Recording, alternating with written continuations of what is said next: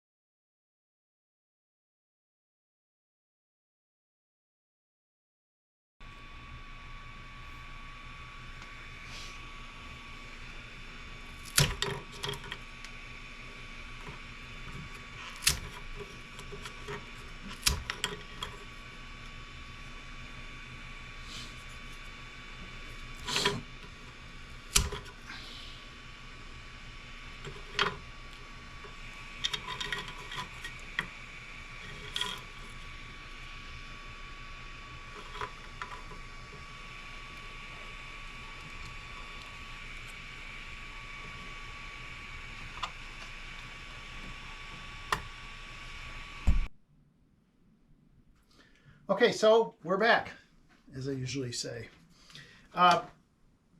Here's where the impetus for this came from. You know, I've built lots of loops, right? You folks have seen a lot of different ones with Litz wire, wide space, close space, air tune, ferrite, and whatnot. And mostly what I was trying to do was to get folks to be able to build something and understand how to tune it. But I just still got an awful lot of requests for, hey, I need to build one for the AM band. How many turns? What's the spacing? And all those sorts of questions, right? So I thought, well, maybe with a 3D printer, I can build some parts that are going to make this job a lot easier. So here's one of them. You can see I've got a bunch of them here. And what it's going to end up looking like is this. You could, by the way, you can print things in all sorts of different colors, right? So here's, I did these in white, and let me explain what it is. With this and a piece of 3/4 inch PVC, it doesn't snap in, but it fits in there pretty tightly. Where is it? 3/4 inch PVC. I don't know if you can see that. By the way, I'm using a GoPro now. So if you might want to make some comments about if everything looks okay, how well you can hear me, blah, blah, blah, that kind of stuff. So anyway, this will allow you to put 20 turns. There's 20 spaces on here. They're 1/4 inch apart. Each one of the little indentations here, or the little nubs, is 1/8 inch thick. So in order to make this repeatable and for everybody to be able to build the same thing, I'm going to try to figure out how to get this file available for people. Or at the end, actually what I'm going to do is I'm going to send out 2 sets of these, 2 sets of 4 of these. And here's another piece. This is the piece that the capacitor will sit on. You won't see it here right now, but it'll slide here and you can put a single screw in the back. And then what'll happen is, let's say that's that 45, your tuning capacitor will be right there, nice and close to this. Well, here, let's do this. It'll be somewhere like this, near the spreader. So your 2 wires for resonance will come down and attach to this, and then you can put a screw or glue it on. It's really a good snug fit. So maybe 3 or 4 drops of super glue back there would hold it in place. So what I want to do is I want to send these out to somebody who will, assure me that they're going to, try this out, build it, and tell me what their results are. I think that would help everybody out. But let me tell you what goes on with this other loop real quick. So this is made out of, what is it? 3/4 inch PVC. Now, I'm just, for the time being, until I get back into the swing of making videos, I'm going to be just saying things in imperial units, and because I'm not sure what sorts and sizes of PVC are available in other countries. So for right now, I'm just going to stick with imperial.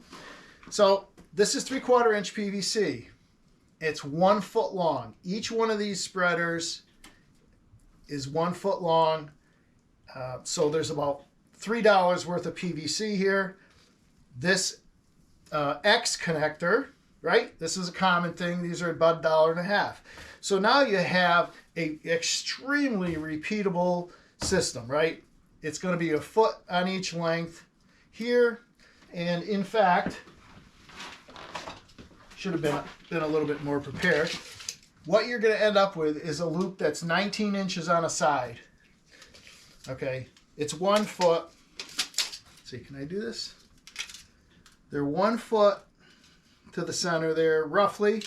Okay, so if you do that exactly the same as I've done here, and you use spacers like this, so the wires are all spaced the same thing, you can get from, with a 10 to 365 picofarad capacitor like this, you're able to tune from about 1750, 1760, something like that, all the way down to about 490. So from both ends of the broadcast band without any problems at all. So that's what I basically wanted to show. So I'm going to unwind this one and then rewind it again. Then we can come up with a few numbers as far as, well, here, let's do this. It's 20 turns, right? So 20 turns times 19 inches. So what's that? Let's call it 20 inches times 4. That's 80 inches per turn. Times 20, 1,600 inches divided by 12. So you guys could do the math on that. It's not really a big issue.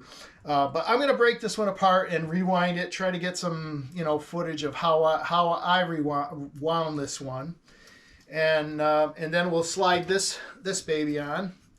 So that will end up somewhere around here. And your 2 wires from your resonant, obviously not like this, but will get soldered here.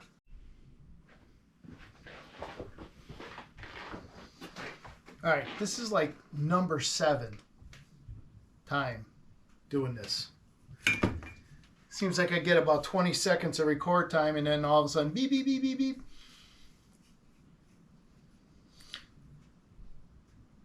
So for some reason, the camera shut off. Didn't lose any footage, but it beeped. So anyway, what we were talking about was we'll slide this on the loop itself, and then what we'll do is we'll pin this in the back, and this will be where our adjustment is. Now this is can be slid all the way down here if you like, or put on the other one, or put on one of the lower ones. But I usually try to keep the 2 windings of the loop, which are one here and the other one's here, but I'll continue it to here this next time, close, short, so that you get as much tuning range as possible. So anyway, that's the scoop there. Let's see. I'm gonna cut this all up, get the wire off of it, and then maybe come back again and we'll rewind it, and I'll show you a couple other little things.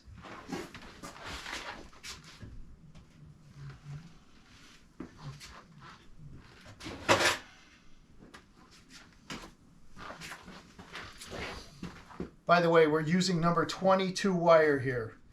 Use 22, use 20. These spaces are 1/8 of an inch deep, so shouldn't be any issue. Here we go.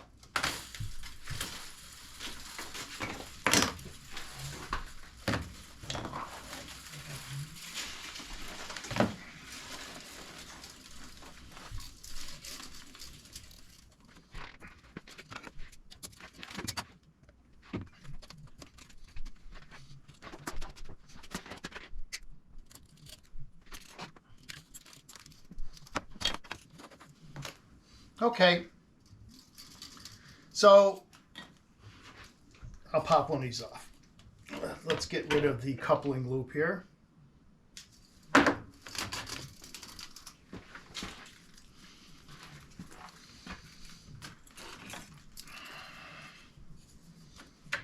I don't even have this glued.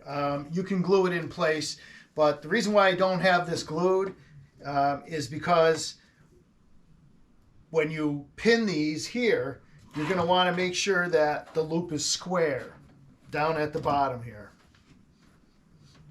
Okay, let me just show you that a little bit closer.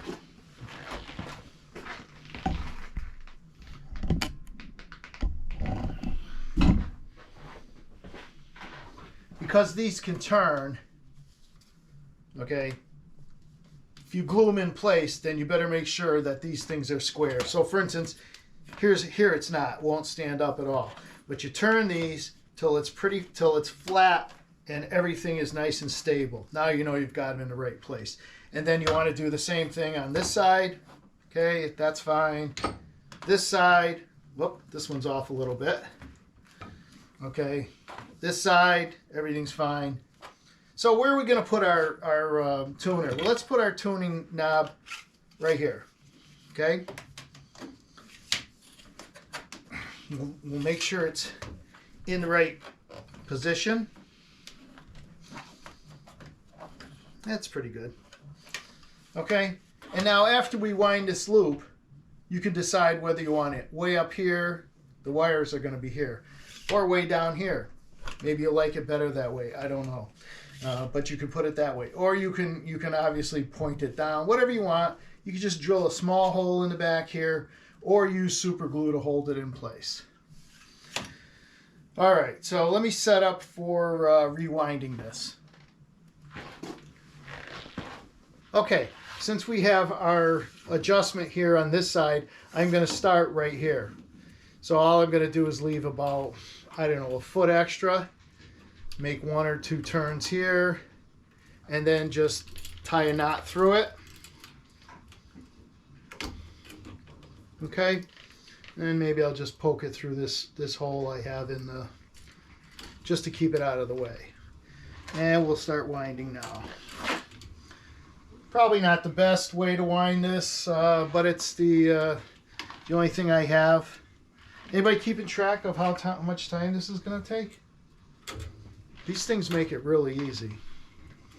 I've been kind of dreaming about doing this for a real long time. And when my son got that 3D printer, I kept bugging him. I said, Steve, can you make me this? Can you make me that? And until I realized just how hard it was to do this stuff. So somebody's probably got a timer going. Anyway, I didn't want, look at that, I made a mistake. I missed one. No, I didn't. Excuse me. Let me get that back out of there. Okay. And the next one. And we're just following it around. Probably going to zoom this up for the rest of this because it's about as boring as watching paint dry. So no more talking till I finish.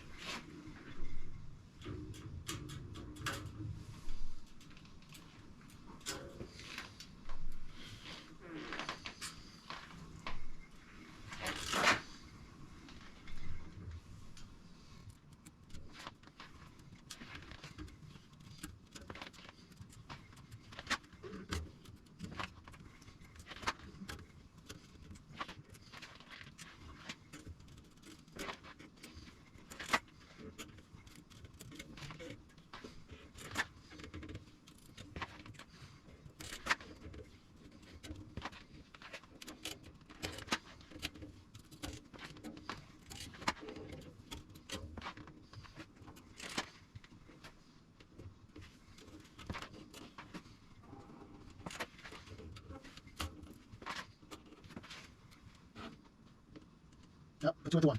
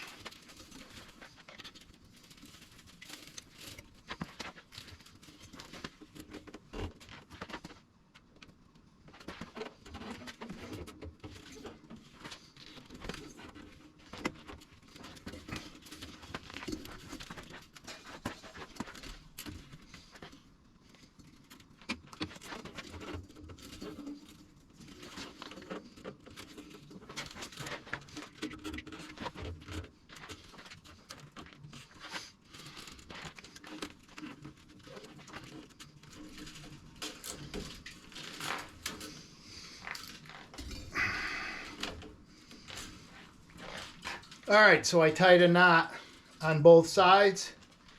Here are both of the wires. This will be easy to connect to our tuning capacitor wherever we decide to put it. And let me set that up now. You saw how many times I messed up there. It's because I'm doing this on camera and nothing ever comes out right the first time. Anyway, I'm going to wire it up now.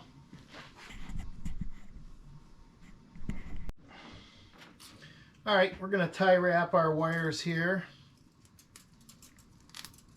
So for some reason they don't start moving around on us.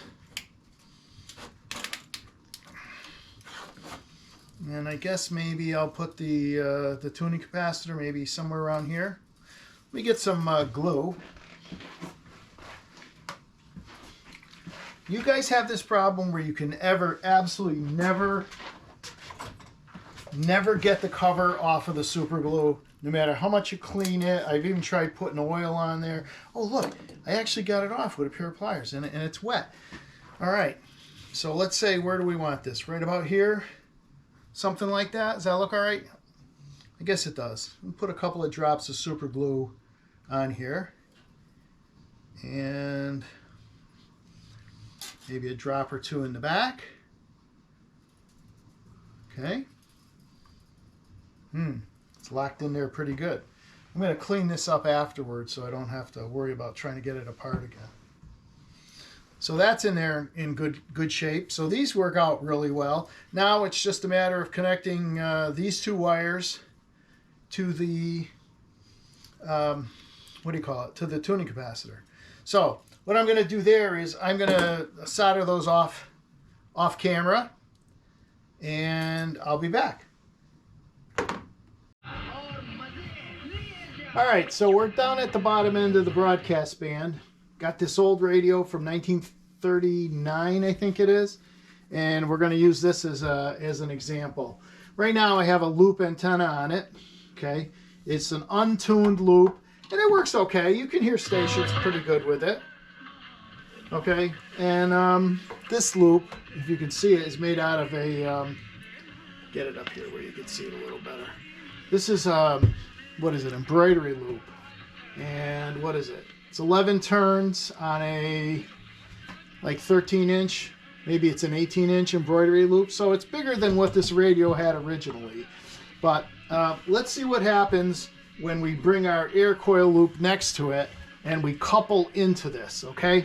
So let's let me do that. I'm gonna bring this down to the ground here. Oh, just shorted out the. Hang on. Things always. Okay. Radio Earth is here with all tips for a healthier planet. It sure feels good. It's kind of hard to tell, but there's a station in there. So let's put our big loop close. Let's tune around.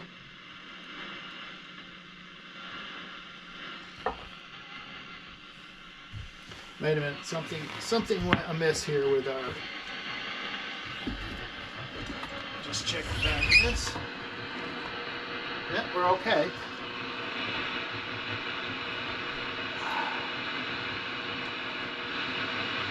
I think they might have gone to low power there. Anyway, we'll follow up the band with a couple other stations. All right, so let's find another one. Okay, you can hear that one.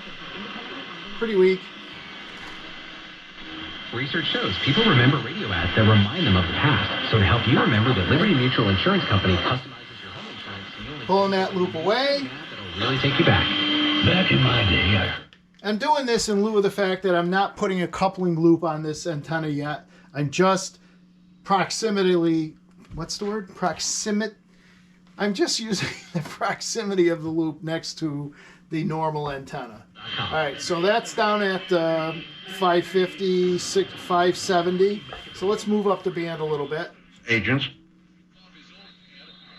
There's one out of New York, which is pretty strong, but let's see what happens when we tune the loop towards it. The NFC will take its final time out. 2:21 to go. Yeah. It's pretty strong to start off with. Let's find a real weak one. Something there pretty weak. And thank you for listening to Money Matters. Okay. Moving it away. Back to the program. Sam Stovall is a friend of mine. All right. Let's go further up the band. Station there. University political science professor Grant Reher says the appetite for a Cuomo comeback may be there. A Quinnipiac poll last summer found 70% of voters move it away wanted him now. to resign. We have to remember it wasn't just the sexual harassment. harassment scandal that was plaguing him. It was a couple of other pretty... Again, that's just this loop coupling into that one.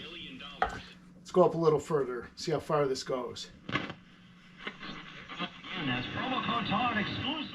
Okay, that's WTIC. That's 1080. In Connecticut, new users only $10 first deposit required. Must wager in designated offer market. Maximum So bonus $280. significant there.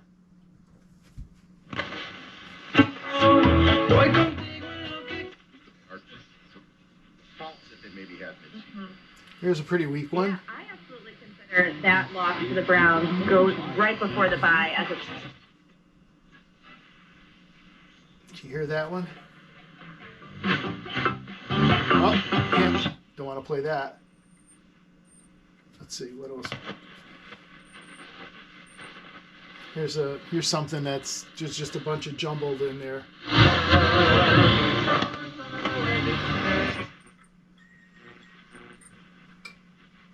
So here's noise up at 16 something. Okay, so with this loop, just the way it is, no wires attached, nothing.